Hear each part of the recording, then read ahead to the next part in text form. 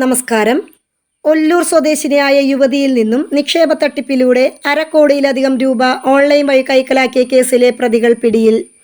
മലപ്പുറം എടരിക്കോട് ചിതലപ്പാറ സ്വദേശി എടക്കണ്ടൻ വീട്ടിൽ അബ്ദുറഹ്മാൻ, എടക്കോട് പുതുപ്പറമ്പ് സ്വദേശി കാട്ടിക്കുളങ്ങര വീട്ടിൽ സാദിഖ് അലി, കുറ്റിപ്പുറം സ്വദേശി തടത്തിൽ വീട്ടിൽ ജിത്തു കൃഷ്ണൻ, കാട്ടിപ്പുറത്തി കഞ്ഞിപ്പുര സ്വദേശി ചെറുവത്തൂർ വീട്ടിൽ റോഷൻ റഷീദ് എന്നിവരാണ് പിടിയിലായത്.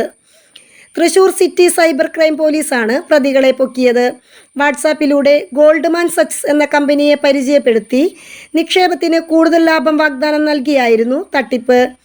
യുവതിയുടെ വാട്സാപ്പ് നമ്പറിലേക്ക് ഗോൾഡ്മാൻ സച്ചസ് കമ്പനിയുടെ ഉന്നത സ്ഥാനത്തിരിക്കുന്നവരാണെന്നും ട്രേഡിംഗ് ടിപ്സ് തരാമെന്നും പറഞ്ഞാണ് യുവതിയുമായി തട്ടിപ്പ് സംഘം പരിചയപ്പെട്ടത്.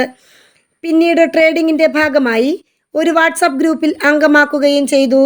യുവതിയിൽ നിന്ന് കൂടുതൽ പണം ഉണ്ടാക്കാമെന്ന വിശ്വാസം നേടിയെടുക്കുന്നതുമായ പ്രവർത്തനങ്ങളായിരുന്നു ഗ്രൂപ്പിലുണ്ടായിരുന്നത്.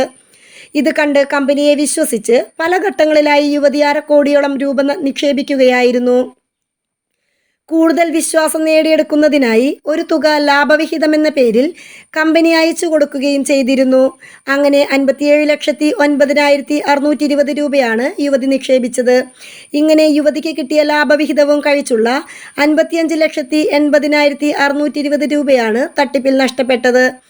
ചതി മനസ്സിലാക്കിയതോടെ യുവതി സൈബർ ക്രൈം പോലീസ് സ്റ്റേഷനിൽ പരാതി നൽകി. തുടർന്ന് നടത്തിയ അന്വേഷണത്തിനൊടുവിലാണ് 4 പ്രതികളെയും പിടികൂടിയത്.